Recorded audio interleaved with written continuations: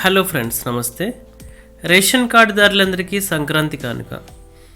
వేలూరు జిల్లాలోని 4.49 లక్షల రేషన్ కార్డులందరికీ నేటి నుంచి సంక్రాంతి కానుక అందినట్లు రాష్ట్ర మంత్రి దురై మురుగన్ అన్నారు.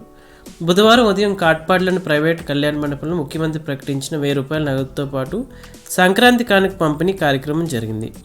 మంత్రి మాట్లాడుతూ సంక్రాంతి కానుకలు ప్రతి కార్డుదారునికి అందజేయనున్నట్లు తెలిపారు. అందరూ ఒకేసారి దుకాణం వద్దకు వెళ్ళకూడదనే ఉద్దేశంతోనే తేదీల వారీగా టోకెన్లు ముందస్తుగా అందజేశామన్నారు.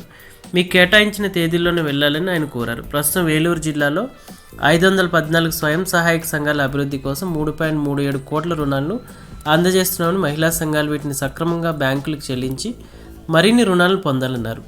దేశంలో ఏ రాష్ట్రంలో లేని విధంగా ముఖ్యమంత్రి సంక్షేమ పథకాలు అందజేస్తున్నామని, వీటిని ప్రజలు సద్వినియోగం చేసుకోవాలన్నారు.